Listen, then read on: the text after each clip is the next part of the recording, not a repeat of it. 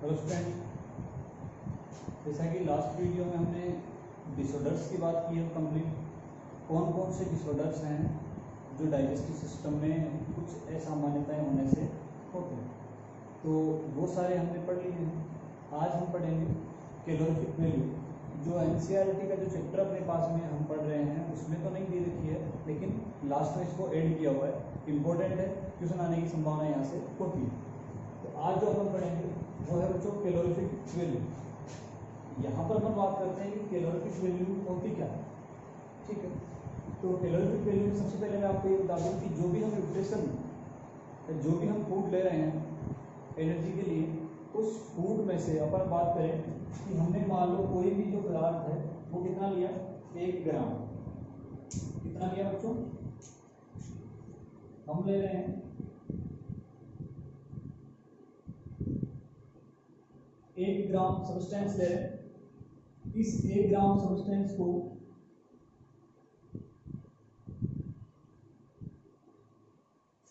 Completely burn करने पे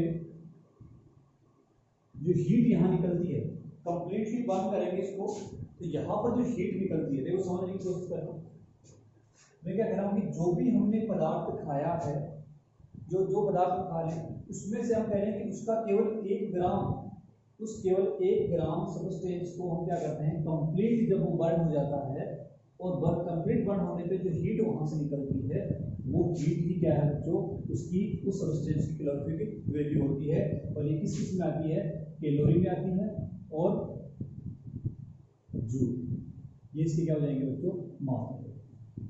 बात समझ में आई। कैलोरीफिक वैल्यू क्या होती है कि 1 ग्राम सब्सटेंस को कंप्लीटली बर्न करने पे जो हीट प्रोड्यूस होती है, वो हीट क्या होती है, उस सब्सटेंस की कैलोरीफिक वैल्यू। आई बात यहाँ पे समझ। दूसरा अपन कह सकते हैं कि 1 किलो कैलोरी क्या होती है, 1 किलो कैलोरी क्या होती है, बताओ फिर 1 किलो कैलोरी किससे कहेंगे, या आपसे पूछ लिया जाए कि 1 कैलोरी क्या होती है। देखो 1 किलो कैलोरी को आप ऐसा समझ सकते हो कि हमारे पास में 1 किलो क्या है बच्चों, वाटर, और इस वाटर का जो भी टेम्परेचर है, उस टेम्परेचर को हम क्या कर रहे हैं, 1 डिग्री सेंटीग्रेड और इंक्रीज कर रहे हैं। और 1 डिग्री सेंटीग्रेड इंक्रीज करने में जो एनर्जी यहाँ पे लगेगी, जो एनर्जी यहाँ पर लगेगी वो क्या होगी बच्चों, 1 किलो कैलोरी। समझ में आ रहा है। किलो कैलोरी में लेके अपन बात करें 1 कैलोरी की बात करते हैं, तो हम कह रहे हैं कि 1 ग्राम जो वाटर है, क्या है बच्चों, 1 ग्राम जो वाटर है उसका 1 ग्राम, ये जो 1 ग्राम वाटर का टेम्परेचर हम क्या कर रहे हैं, 1 डिग्री सेंटीग्रेड इंक्रीज करने में जो एनर्जी यहाँ पर यूज होगी वो क्या हो जाएगी, 1 कैलोरी हो जाएगी। बात समझ में आई। किलो कैलोरी क्या होती है, ये देखो मैंने केवल समझाने के लिए आपको बताया है। और 1 कैलोरी क्या होती है, यदि ये बात, ये मैंने केवल एग्जांपल लिया आपको समझाने के लिए। आपको याद रखना है कि 1 ग्राम सब्सटेंस को कंप्लीटली जब हम बर्न करते हैं तो जो हीट यहाँ प्रोड्यूस होती है उसकी वैल्यू आती है कैलोरी, और जूल में हम लेते हैं। और ये जो हीट यहाँ निकल रही है वही बच्चों क्या है, उस सब्सटेंस की कैलोरीफिक वैल्यू। बोलो यहाँ तक समझ में आया। एक बार इसका स्क्रीनशॉट ले लो, उसके बाद अपन बात करते हैं कि कार्बोहाइड्रेट के बर्न होने पे कितनी एनर्जी मिलती है, लिपिड से कितनी मिलती है और प्रोटीन से कितनी मिलती है। बराबर,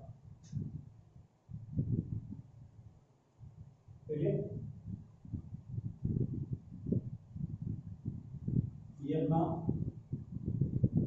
लास्ट पार्ट है इस चैप्टर का। यहाँ पर बात करेंगे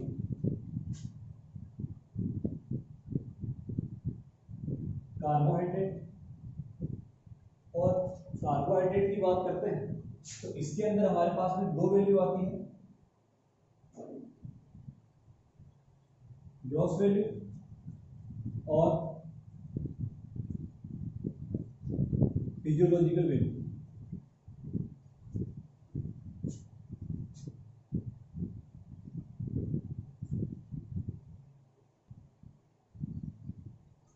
देखो कार्बोहाइड्रेट जो है उसकी अपन बात करेंगे ग्रोस वैल्यू क्या होती है और फिजियोलॉजिकल वैल्यू क्या होती है, इसको अपने को समझना है। देखो ग्रोस वैल्यू क्या है कि कंप्लीट एनर्जी कितनी मिलती है। एक चीज तो आपको ये याद रखना है कि कंप्लीट कितनी मिलती है और अपनी बॉडी में कितनी यूज होती है, ये बात ध्यान में रखनी है, रट्टा नहीं मारना है। निकलती कितनी है, जैसे मैं कह रहा हूं कि 1 ग्राम कार्बोहाइड्रेट को बर्न करेंगे, कंप्लीट बर्न करेंगे, तो हमारे पास में फॉर एग्जांपल जो भी एनर्जी मिल रही है वो मिल रही है, उसके बाद में वो जो जितनी मिल रही है उसमें से कितनी हमारी बॉडी में यूज होती है वो अपने को याद रखना है। तो याद रखना है यहाँ पे 4.1 किलो कैलोरी, 4.1 किलो कैलोरी याद रखना है इस चीज को। प्रति ग्राम की यहां बात करें अपन, ये लो प्रति ग्राम, ठीक है। उसके बाद में अपन बात करेंगे प्रोटीन और लिपिड की। प्रोटीन और लिपिड, देखो बच्चों प्रोटीन जो है, इस प्रोटीन से अपने को एनर्जी मिलती है 5.65 किलो कैलोरी प्रति। और लिपिड की यदि अपन बात करते हैं तो लिपिड में हमें यहां पर मिलेगी 9.45 किलो कैलोरी प्रति ग्राम। अब देखो ये चार्ट बन गया, ठीक है, ज्यादा अपने को इसमें डिजाइनिंग लगानी है, सिंपल से, ठीक है। यहां पे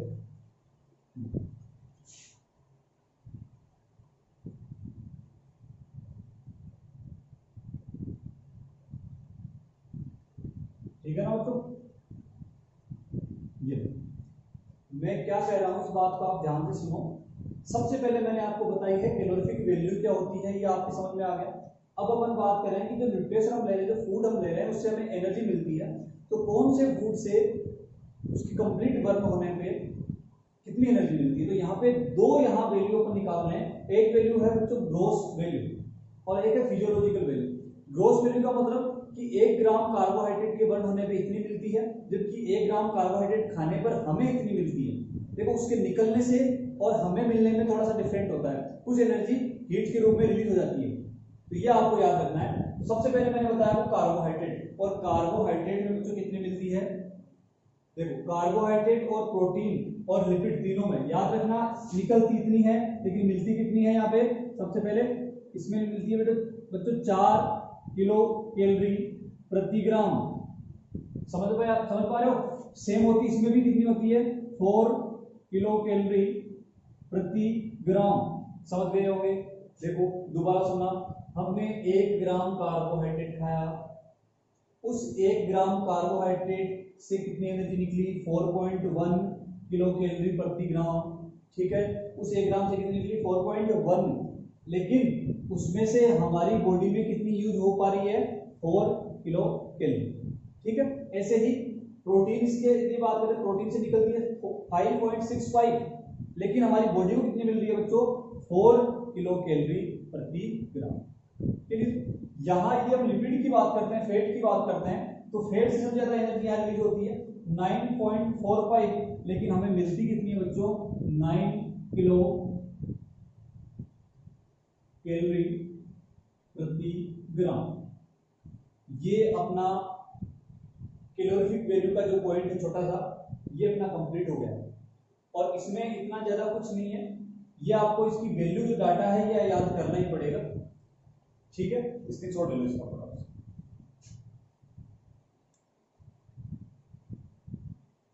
हो गया,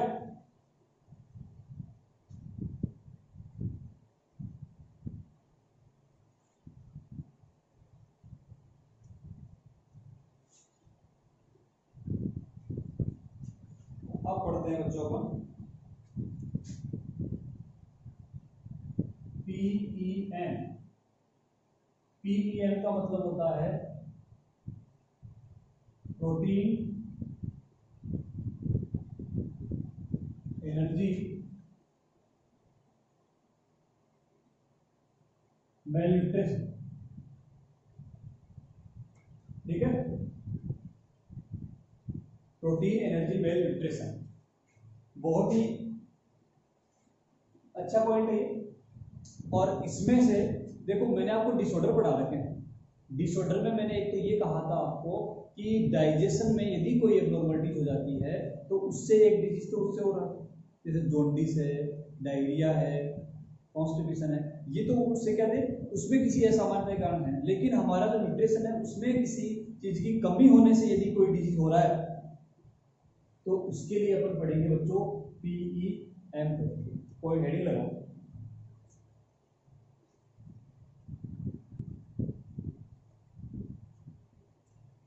देखो बच्चों इससे रिलेटेड दो यहाँ डिजीज हम पढ़ेंगे, उनके डायग्राम मैंने आपको यहाँ बना दिए हैं। देखो सबसे पहले ये जो डायग्राम आप देख रहे हो इस बच्चे का,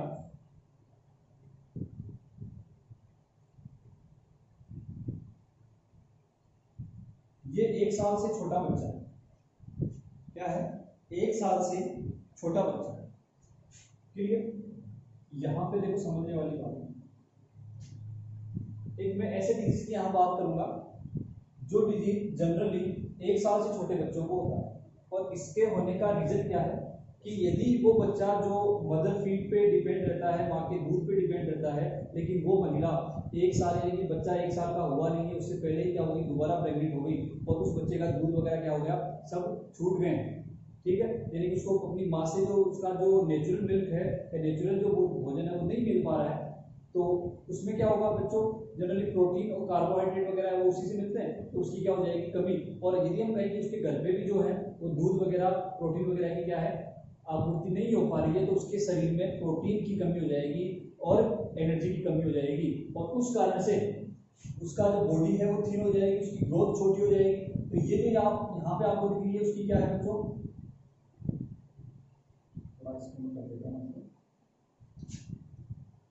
यहाँ बना देते इसकी ये तस्वीर। ठीक है,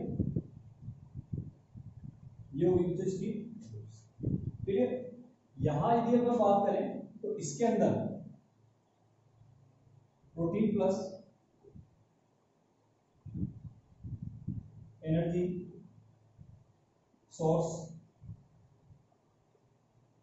deficiency, protein plus energy source deficiency इसके अंदर हो जाती है। मतलब हम कह सकते हैं कि कार्बोहाइड्रेट प्लस लिपिड, इनकी यहां पे क्या हो जाएगी, बच्चे में कमी हो जाएगी बच्चों। दूसरा यदि हम इसके लक्षण की बात करते हैं,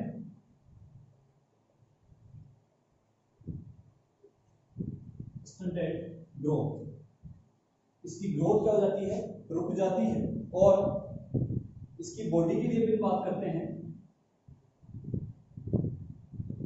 एक्सट्रीमली थिन बॉडी, और इसकी बॉडी में जब दूसरी बात हम कहें तो फेट भी नहीं होती है, नो फैट, नो फैट। समझ पा रहे? जिस रोग को क्या कहेंगे,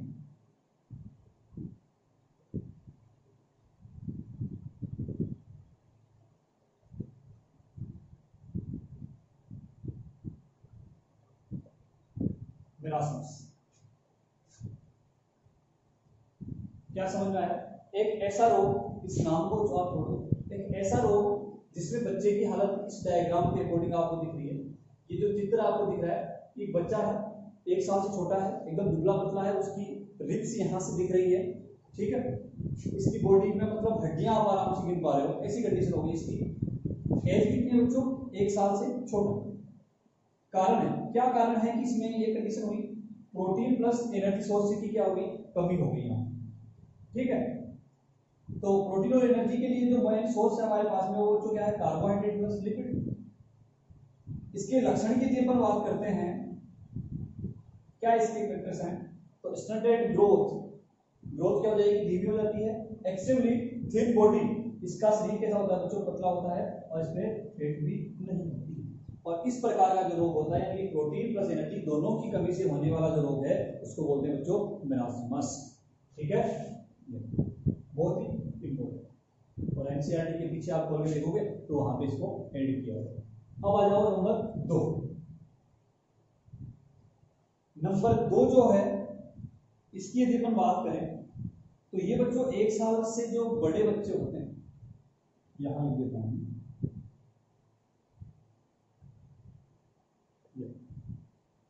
ये किसको हो रहा था, 1 साल से छोटे, और ये किसको हो रहा है, 1 साल से बड़े।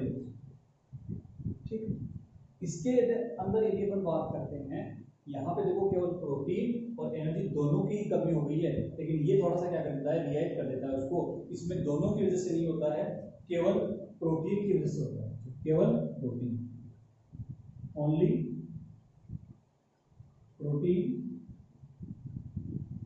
Deficiency, only protein deficiency. और ये जो आपको दिख रहा है, इसकी देखो ये पेट है, और इसका पेट ये बाहर निकला हुआ है, खुला हुआ पेट, इसको ओडेमा बोल सकते हैं, इन्फ्लेमेशन नहीं ओडेमा बोलेंगे, लेकिन पेट खुल के लटक जाता है। बाकी इसके जो हाथ पैर हैं वो छोटे छोटे हैं एकदम, अगर वो क्या बोलते हैं उसको, मोमबत्ती टाइप के। हाथ पैर कैसे हो गए, मोमबत्ती टाइप के हो गए, लेकिन इसका जो पेट है ना वो बाहर निकल गया, पेट बाहर निकला हुआ। इसमें केवल प्रोटीन की कमी से हो रहा है, 1 साल से ज्यादा के जो बच्चे होते हैं उनको होता है। तो बताओ कौन सा रोग हो सकता है, बोलो बोलो कौन सा होगा।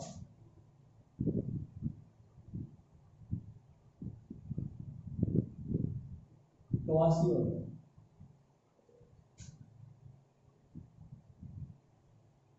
ये कौन सा डिजीज है बच्चों, क्वासियोल। ये दोनों डिजीज की बात मैंने आपको यहाँ बता दी है, इसका स्क्रीनशॉट लेना। एक प्रोटीन की वजह से हो रहा है और एक प्रोटीन प्लस एनर्जी दोनों की वजह से।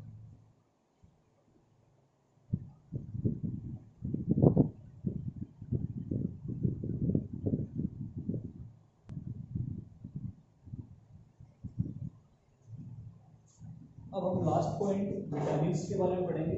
विटामिन में से भी क्वेश्चन आता है, तो कुछ विटामिन मैंने यहाँ छोड़ दिए हैं, जो इम्पोर्टेंट है वो मैं आपको यहाँ बता रहा हूँ। सबसे पहले बात करते हैं ए, जिसका नाम क्या है बच्चों, तो रेटिनोल। और रेटिनोल से क्या होता है बच्चों, नाइट ब्लाइंडनेस, या इसको दूसरा जो होता है उसको बोलते हैं जीरोफ्थेलेमिया। जीरोफ्थेलेमिया क्या होता है कि जो आइस होती है उनके नीचे डार्क सर्कल बन जाते हैं, या अपन कह सकते हैं ड्राइनेस ऑफ आई। क्लियर, एक पहला हो गया है ए रेटिनोल, आंखों की dryness xerophthalmia, night blindness D, calcium, vitamin D. जो विटामिन डी है बच्चों वो बोन्स को मजबूत करता है, स्ट्रॉन्ग करता है। विटामिन डी हमें सूर्य से मिलता है। तो यहाँ पर बात करते हैं कैल्शियम, इसका नाम है। इसमें रिकेट्स, और देखो रिकेट्स जो होता है वो बच्चों के लिए बोलते हैं, रिकेट्स जो है वो बच्चों के लिए अपन यूज करते हैं, और ऑस्टियोमलेशिया जो है वो एडल्ट के लिए यूज करते हैं, याद रखो। ठीक है, बेबीज में रिकेट्स और ऑस्टियोमलेशिया एडल्ट के लिए। विटामिन ई की यदि बात करते हैं, टेकोफिरोल बोलते हैं इसको, और इससे क्या होता है, इनफर्टिलिटी। ठीक है, फर्टिलिटी के लिए जिम्मेदार होता है कि फाइलोक्विनोन। और इसके अंदर क्या होता है बच्चों, ब्लड क्लोटिंग, यानी कि अपन बात करते हैं लीवर की। तो लीवर से जो पिगमेंट्स हैं जो ब्लड क्लोटिंग के लिए रोल करते हैं, ये उसके लिए क्या कर देता है, थोड़ी ब्लड क्लोटिंग, यानी कि जो ब्लड क्लोटिंग यहाँ से हो रहा है, इससे आने वाली जो विटामिन या प्रोटीन की जब बात करते हैं, ये उनको क्या कर देता है, एबनॉर्मल कर देता है। इसकी कमी से वो एबनॉर्मल हो जाता है। B1 की बात करें तो B1 को बोलते हैं थायमिन, और थायमिन देखो थायमिन एक वो था जो डीएनए के अंदर आता है, ये थायमिन दूसरा है, वो THY होता है, ये THI है। तो थायमिन का नाम इससे क्या होता है, बेरीबेरी। B2 राइबोफ्लेविन, और B2 राइबोफ्लेविन जो है, इससे वाला डिजीज जो होता है, इसके अंदर क्या होता है बच्चों कि जिस प्रकार से हम बात करें कि लिप्स जो होते हैं, उन लिप्स के जो किनारे हैं यहाँ पर, इनसे यहाँ से कट के ब्लड निकलने लग जाता है। ठीक है, राइबोफ्लेविन विटामिन बी, ये जो विटामिन B2 है, इसकी कमी से जो डिजीज होता है, इस डिजीज में यहाँ पे क्या हो रहा है बच्चों, ये ब्लड यहाँ से निकल रहा है, मतलब लिप्स के जो साइड जो किनारे हैं वहां से ब्लड, क्या बोलते हैं इसको, क्यूरोसिस। उसके बाद विटामिन B12 की बात करते हैं, साइनोकोबालेमिन। पर्निसिस एनीमिया जिससे रोग होता है, एनीमिया ब्लड की कमी वाला। विटामिन सी लास्ट है, एस्कॉर्बिक एसिड, और एस्कॉर्बिक एसिड की कमी से क्या होता है बच्चों, इसका भी रोग होता है। ये विटामिन का पार्ट हो गया, और ये विटामिन में से क्वेश्चन पूछा जाता है। एक बार आप इसका स्क्रीनशॉट ले लो। उसके बाद में कुछ सेल्स जो बीच में थोड़ी रह गई थी, उन सेल्स की बात और कर लेते हैं। उसके बाद अपना चैप्टर क्या है, फिनिश।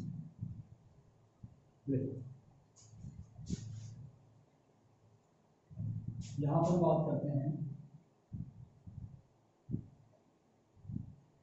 सम इम्पोर्टेंट सेल।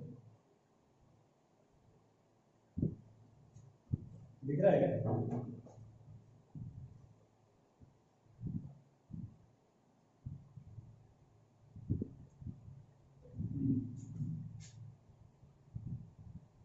सम इम्पोर्टेंट सेल। इन सेल्स में अपन सबसे पहले बात करेंगे स्मॉल इंटेस्टाइन। स्मॉल इंटेस्टाइन, और स्मॉल इंटेस्टाइन के अंदर दो सेल यहां पाई जाती है।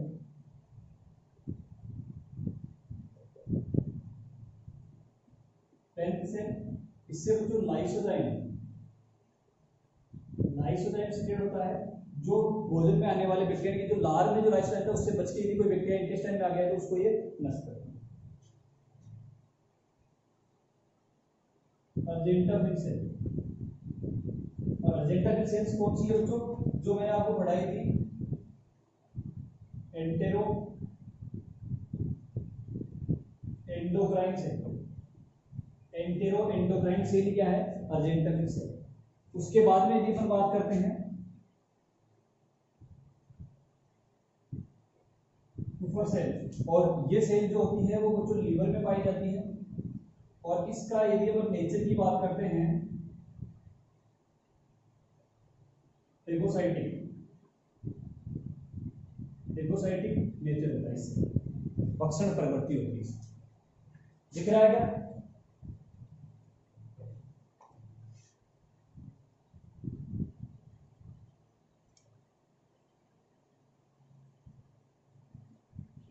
अब दिख रहा है। मैंने बात की कुछ इंपॉर्टेंट सेल्स की। स्मॉल इंटेस्टाइन में 10 सेल होती है जिससे लाइसोजाइम सीक्रेट होता है। लाइसोजाइम जो बैक्टीरिया को क्या करता है बच्चों? किल करता है। बैक्टीरिया क्या करता है? किल करता है। ठीक है। अर्जेंटाविन सेल्स को हम कहेंगे एंटेरो एंडोक्राइन सेल्स है, और एंटेरो एंडोक्राइन सेल्स का काम मैंने आपको बता दिया है। यदि आपने ये मिस कर दिया था, ये आपको एंटेरो एंडोक्राइन सेल्स याद नहीं है या आपने नहीं पढ़ा है, तो पीछे का वीडियो आप देख लेना। कुफर सेल्स की बात करते हैं तो ये लीवर में होती है, और इनका काम क्या है? फेगोसाइटिक नेचर होता है। और ये क्या करती है?